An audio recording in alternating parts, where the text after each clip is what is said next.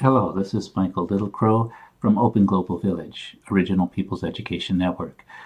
This short video will take a look at how to take a Microsoft Excel file and clean up the data a little bit for importing into SPSS. We've just found that it's oftentimes easier to start cleaning up the data in Excel first before we import. So let's take a look. We've got a data file here of research data in an Excel file. So I'm going to open that up and we'll take a quick look at our data here. It comes from a survey. There's some questions that have been asked, and there was a 5-point Likert scale that was used to answer these questions, most of them. There's a series of questions over here that have yes or no answers, and yes, no, but not sure, and there's some blanks. So we're going to see how we are going to code all of those differences. And to highlight from my survey itself, what the Likert scale had is 1 was strongly disagree, 2 disagree, 3 was agree, and 4 was strongly agree, with 5 being prefer not to answer. So what we're going to do with this transformation is we're going to code anything that was a 5 as a preferred not to answer as a blank. So that will come up as a system missing inside of SPSS. On the other side, with yes, no, and not sure answers, 2 is not really a no. It might be, but we're going to code these separately, and then we'll also code the not answered ones, the blanks, as a blank. Okay, so and again, this all depends upon how you want to look at your data. But I'll show you this technique, which is really nice way to take raw data without changing it in the sheet itself and making it more useful in SPSS. Okay, so what we are going to do first is you'll see this respondent. These numbers here are actually ID numbers, but you can't see them because the column's not wide enough. So I'm going to click on the A.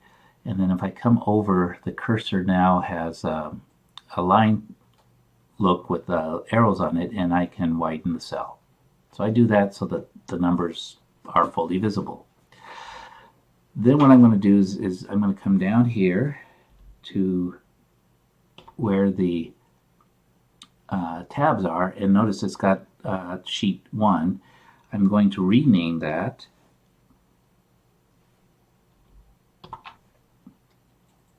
I'm going to double click on it and rename it raw data. So this particular sheet, I'm not going to do anything with it. Okay, so there it is, raw data. Then I'm going to want to, well, I clicked on, I don't need a new sheet. What I want to do is I want to make a copy of this old sheet. So I'm going to right click on it. And when I do that, you see all the choices I get, and the choice I want is this move or copy. So along these things, I want to move or copy the sheet. I'm going to want to make a copy. So I click on this, and I get the options here to either move it or create a copy. So we're going to create a copy. Click on Create a Copy, and click OK. And what you'll notice is that we now have 2 tabs, one that says raw data, one that says raw data 2. We're going to change this raw data to, that's the one we're going to work with processing on. I'm going to double click, and it allows me to change the name.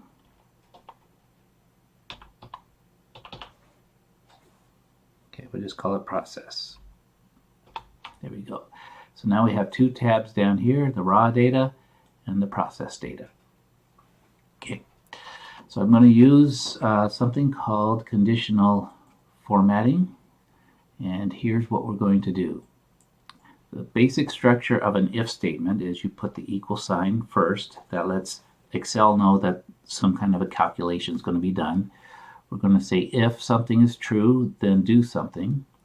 We're going to do a logical statement, so we're going to compare one cell to another cell or to a value. So cell A equals cell B for say, And then there's a comma that separates the true answer, or if it's a false statement, then there's a separate different answer. We can also nest the conditional statements, and this is a sort of, it looks more complicated than it sort of is. So what this says is, say we'll use this for the yes, no, and not sure, is that if a cell is equal to the value of yes, we want it to be equal to the number 0. But if it's not yes, we want it to continue to do more logical checks. So we do an if cell equals no, then we want it to be 1. But if it's not yes or not no, we want it to do another check. If it does a check if it's the value not sure, we want that to be a 2. And if it's neither of those, then that means it must be blank, or we want it to be blank. And so we put the quotes, a set of quotes with a blank in between, and that'll make it blank. And so they're nested, so there's these inner and middle, and then the last if statement. So we're going to do that one first, and then the next one we'll do is we'll use a less complicated nested conditional to do the other data. Okay, so there's that. So let's start with this last one here.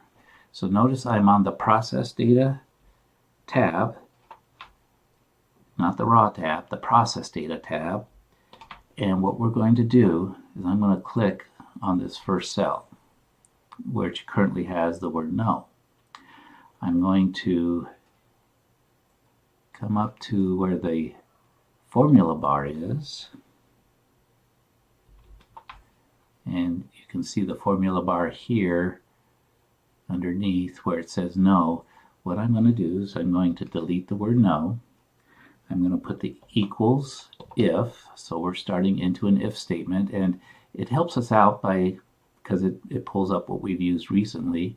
And notice it helps us that the structure of an if statement is if logical test, so that's where we compare it, and then there's a value of true and a value of false, and those are the three things we have to put in. So what we're going to put in here is a cell value. So what I want for this first spot is I want to go to the raw data, and I want to go to the exact same cell that I've been working on, and I want it to pull in this value of no, or whatever's there. So I click that, and what you should see now is up here in our formula bar, we have the if statement, raw data, and it's referring to cell I2. And what we want to test is that equal to yes? And you want to format your words exactly like they are. They need to be in quotes because this is string data. If it's yes, what do we want to happen? We want the value to be 0. If it's not true, if it's not equal to yes, then what we're going to do is we're going to do another if statement.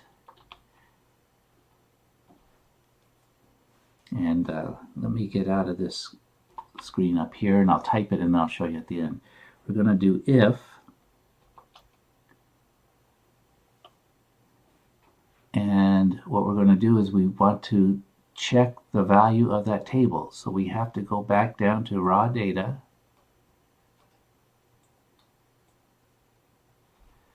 we have to take the cell again, and sometimes you have to do a couple clicks, and what we want to do is see if this raw data is equal to the word no.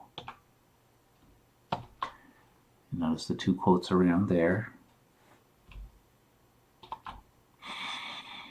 So it's getting along. If equals yes, and then notice that the parentheses have now turned red to show the nesting. If it's no, what we're going to want it to be is we're going to want it to be equal to the number 1. If it's false, we want to do another check so we can differentiate between not sure and blank. So we go with another if statement, parentheses, come back to the raw data, and we're going to click on this cell again. We're comparing the same values. We're going to check to see if that is equal to not sure. If it is equal to not sure, we want to put the value of 2. If not, we want to put a blank. I close off this, and let me zoom in on it so we can see.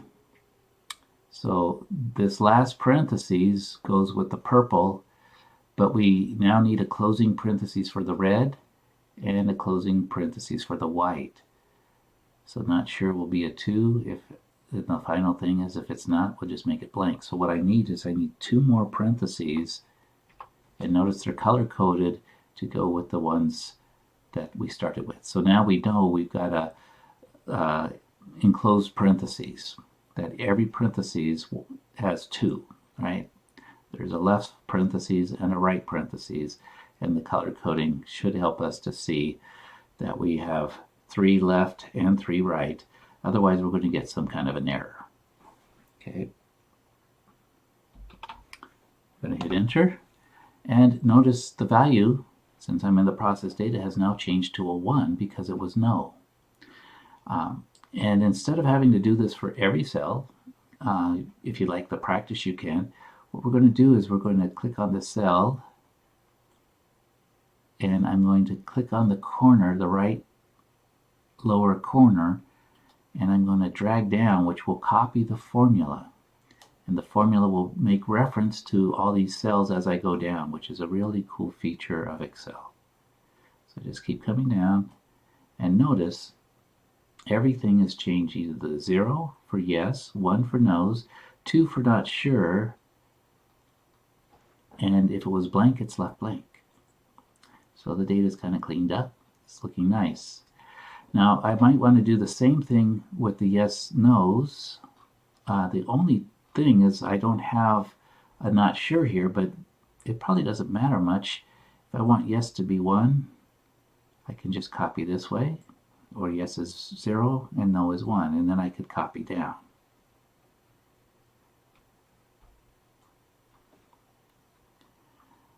So zeros and ones, all zeros and ones. Now if I look here, I've got the same formula, right? They took away the colors, but it's just usually why we're editing.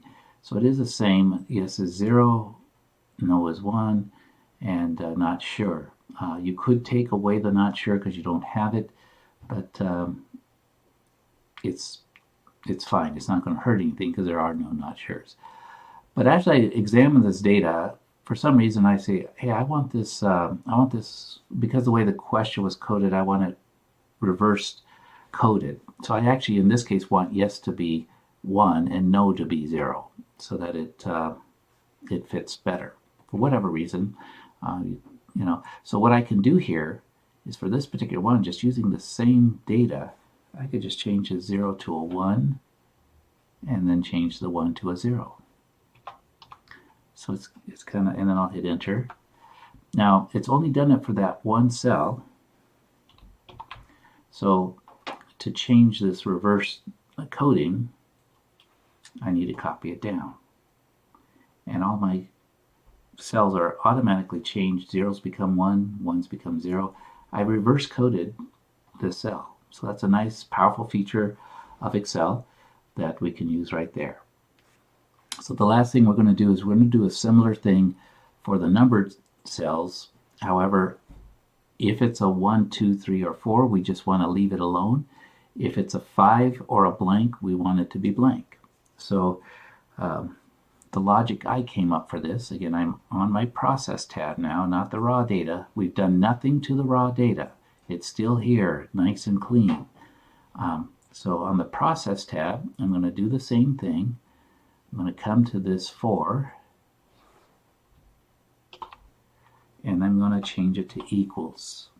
I'm going to put if,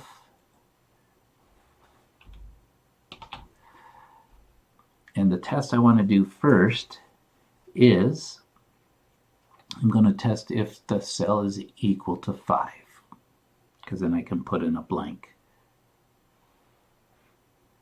So I come back down to my raw data, take the cell I'm working with, the exact same one, and so now we're going to make a comparison of cell B2. Notice I'm back in my process. So I'm going to say, is this equal to 5?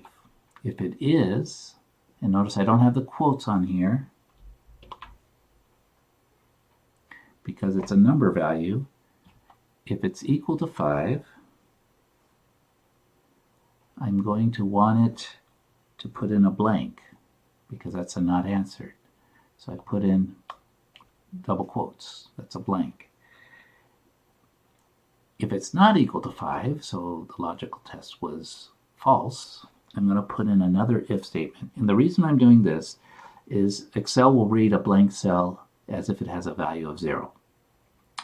I want the zeros also to be blank. If it's not, then I want it to be just what it is. So the other thing I'm going to check is if the cell I'm looking at, again, I'm going to go pick up that same cell. So let me get out of the zoom. And I'm going to go back to the raw data. I'm going to pick up the same cell. And if this is now equal to 0, what I'm going to want, I also want this to be blank. I think this will work. We'll see. And finally, if it's not either a 5 or a blank, then what I want it to be is, I want it to be the number it is. Okay, I want it to be whatever value it was. So I go to the raw data, click here, and we're done. Okay. Hopefully it all works. Okay, so if the raw data is equal to 5, we make it blank.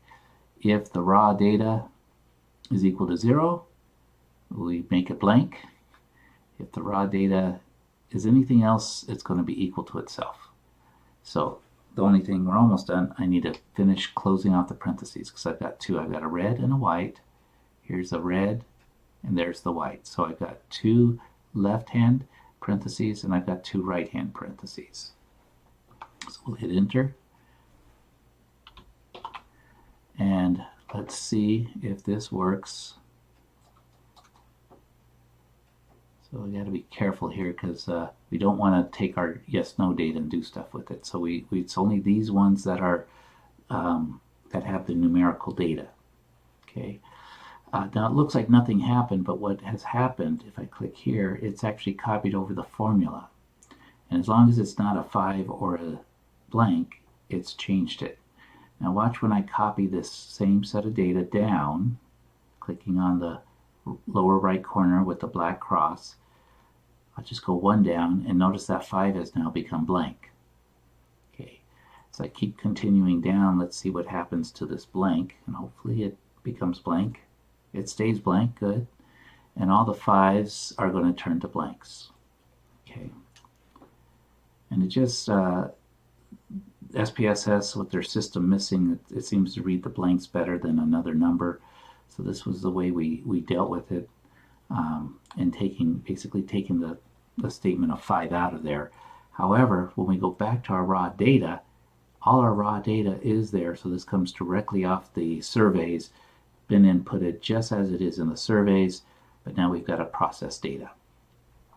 The last step, and we're almost done. I thought this was going to be briefer than it is, but the last step is what this is happening now.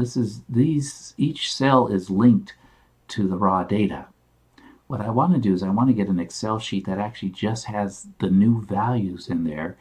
And so what I'm going to do is I'm going to make a copy of this sheet. So I'm going to click at the top, come down to the bottom, last data, and I'm going to shift click to select all the data. I'm going to right click and I'm going to choose copy. Now I did this earlier on mistake, but I need a blank sheet. And again, if you don't have a blank sheet like I did, down here you just click on the plus sign and you'll get a blank sheet. Okay, and what I'm going to do is I'm going to rename this one. You could leave it as is, but this is now fully processed data. So this is what we're going to use for SPSS. So actually I'm going to just SPSS data. Okay, and what I do is I come to the top, very cell, and I'm going to paste in all the data, but I'm going to do a special paste. So when I right click,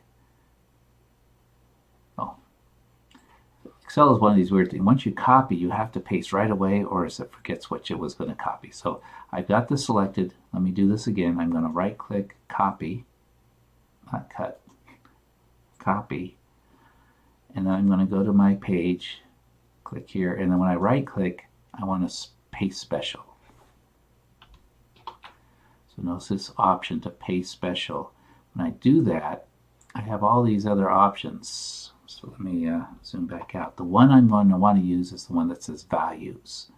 So you click on values, and what it'll do is it'll paste the actual numbers, numerical values, rather than the formulas, rather than being linked to the other cell. So I'm going to click OK. And now, see if I can, what we have is actual data. So this, when I click on a cell now, notice we've got the number 4. Whereas in the other one, it was actually a link, it was a formula that got you. But this is actually the numerical value 4 is in here. So it's almost like having raw data. And when we come over here, these are no longer referred back and even referring to the yes or no. So what we could do at this point, if we wanted to, we could delete the other sheets, and this sheet stands on its own. This is the sheet we're going to want to import into SPSS. It's ready to go for us. And again, you can use those logical statements any way you want to assign these values, taking word values and making them numerical, taking numerical values and making them blanks, or changing them to what you need them to be. So hopefully you found this helpful. Remember to click like and share.